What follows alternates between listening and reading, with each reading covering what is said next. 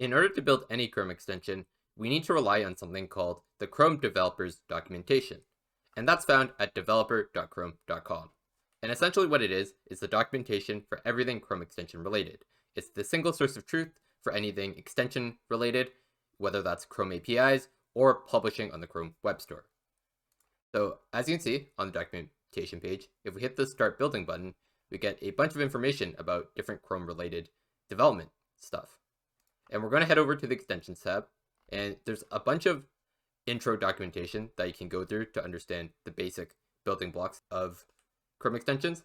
But for us, we're going to focus on something called the manifest file, which is how you actually tell the Chrome browser what your Chrome extension is supposed to be doing and what JavaScript, HTML, and CSS files compose the extension itself.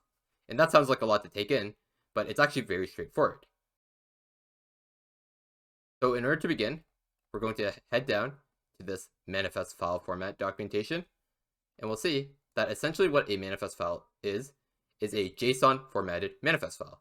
That's JavaScript object notation. And this single file enables us to explain to the Chrome browser how to understand what our Chrome extension is. And in order to demonstrate that, I'm going to head over to VS Code. We're going to go to File, and we're going to open a folder. On my desktop, I already have a folder ready called a timer extension folder, but you can use any folder where you want this manifest file to be located. And I'm just going to select that folder inside of VS Code to open it up. And we'll see inside of my folder, currently I just have a single little clock icon image in there and nothing else. So what we're going to do is we're going to create a new file, and we're going to call it manifest.json. And we're going to initialize our JSON object. And then inside of this manifest file, the first thing we're going to specify is the manifest version, which is 3.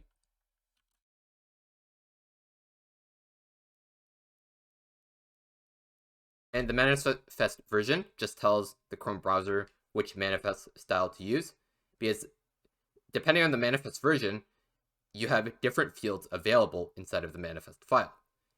And as a rule of thumb, you always want to use the newest version, because older versions end up being deprecated.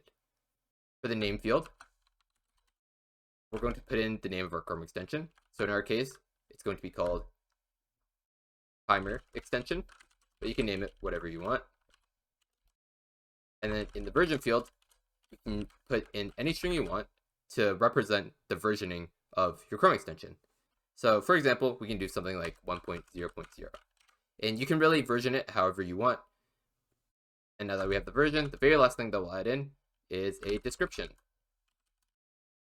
And for the description, I'll just say something like, hello, Chrome world. And with that, our very first Chrome extension is actually ready to be loaded into the browser. And the way you actually load it into the browser is you go to Chrome://extensions, and you'll see that we have this extensions page. And by default, developer mode is turned off, but all you have to do is toggle it on, and we're going to do what we called a load unpacked extension. And then on the desktop, you can see where my folder is located with the manifest file. We're just going to select that entire folder. And once we select that entire folder, you can see that the extension does get loaded in. We have the name of our extension, the version string, and its description. And then this ID that's automatically generated for each extension.